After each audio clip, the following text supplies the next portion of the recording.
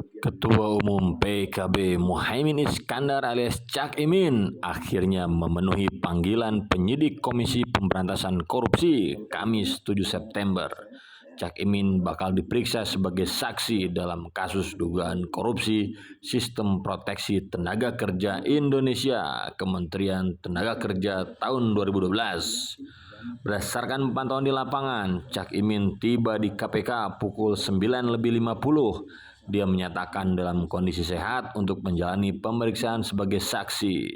Kepala Bagian Pemberitaan KPK Ali Fikri menyebut keterangan Cak Imin sangat dibutuhkan untuk membuat terang dan jelas perbuatan para tersangka yang telah ditetapkan dalam kasus ini. Setidaknya terdapat 3 orang yang sudah ditetapkan KPK sebagai tersangka, tetapi belum diumumkan secara resmi kepada publik. Mereka yang telah ditetapkan sebagai tersangka adalah mantan Dirjen Pembinaan Penempatan Tenaga Kerja dan Transmigrasi Kemenaker, Rayuna Usman, Sekretaris Badan Perencanaan dan Pengembangan Kemenaker Inyoman Darmanta, dan Direktur PT Adi Inti Mandiri Karunia.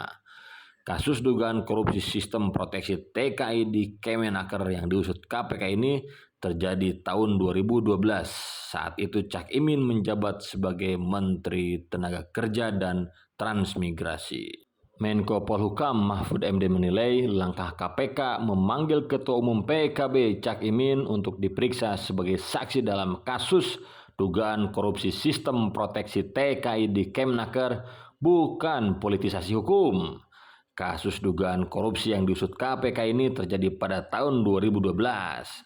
Pemanggilan dari KPK ini jadi sorotan publik karena dilayangkan tidak lama setelah Cak Imin dideklarasikan sebagai bakal cawapres pendamping Anies Baswedan. Mahfud meyakini pemanggilan itu hanya untuk permintaan keterangan biasa atas kasus tersebut.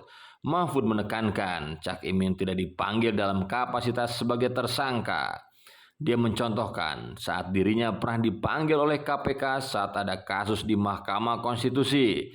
Saat itu dia mengatakan pertanyaan yang dilontarkan juga bersifat teknis. Sebelumnya, Cak Imin sudah memberi konfirmasi kepada KPK tidak bisa menghadiri panggilan pemeriksaan pada hari Selasa. Kemudian Cak Imin akhirnya datang pada hari Kamis jam 9:50 waktu Indonesia Barat. Kita lihat nanti apakah keberadaan Cak Imin di KPK bisa melengkapi dan menguatkan bahwa memang terjadi adanya korupsi sistem proteksi di TKI di Kemenaker, atau justru KPK malah menyidik Cak Imin kemudian ditetapkan jadi tersangka